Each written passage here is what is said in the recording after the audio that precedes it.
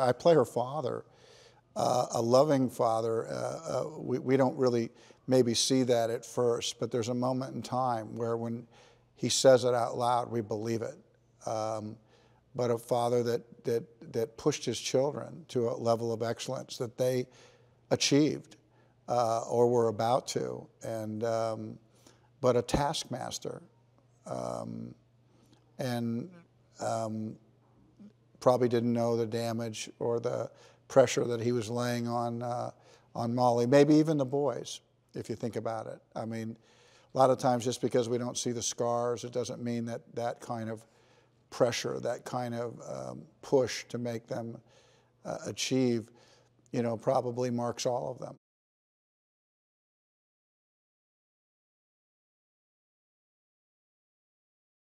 There's no book on how to be a parent, and some of us do it better than others, and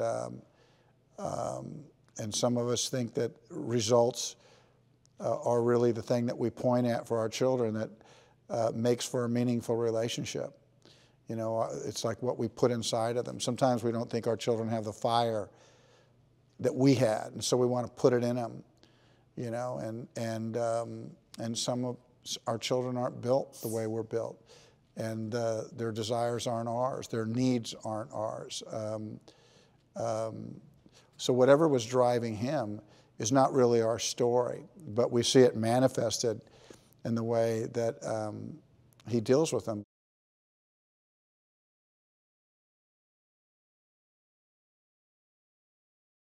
She's so skilled that we realize that she is able to construct a business life for herself, a multi-million-dollar business scheme, using just her wits. I mean, obviously, her education is sitting right there on her shoulder, but her native instincts, how to kind of manipulate situations, timing, who to trust, who to not trust, it ultimately gets her in trouble, because when you're dealing with a clientele that is fundamentally untrustworthy, because any people that go out and gamble that amount of money, there's probably something deep inside them that they have to look at too.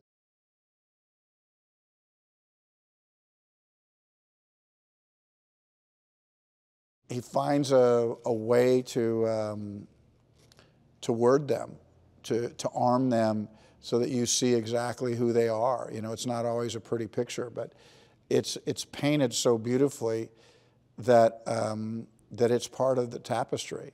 You know, so he's a skilled writer. Listen, a lot of people can tell stories, and everybody knows how to write that is taught how to write, but not everyone's a writer. And so there's a lot of writers, but that iceberg that these, you know, 15, 20 men or women can occupy out there that are just, he's one of the people at the top of the heap.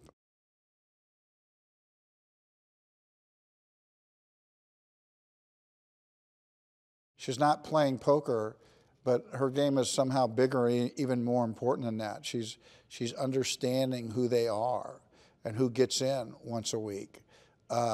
Yeah, she's probably picking up, you know, things about the game along the way, because she's just smart. She's a quick study.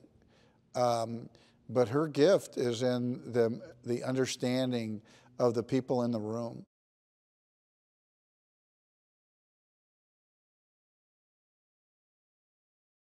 You want them to feel like they got their money's worth. You want them to feel like that you saw something incredibly highly original, and you walk out and you go, whoa, I just saw a movie. What I want for them is to want to share it. Whenever you have a movie where the first instinct is for someone to say, I saw the best movie last night, then you really have something, you know, because I don't think any of us, there's something universal about coming to work the next day and say, I just read the best book. I just heard the coolest song. You got to hear this song. Well, Whitney's song, I Will Always Love You. I mean, there's songs coming out all the time, but once in a while a song will hit you. Once in a while a book hits you. And once in a while a movie can hit you. And so what you're really hoping for when you make a movie, at least what I hope for, is that people can walk out of that and their desire to tell someone that they just saw something very special.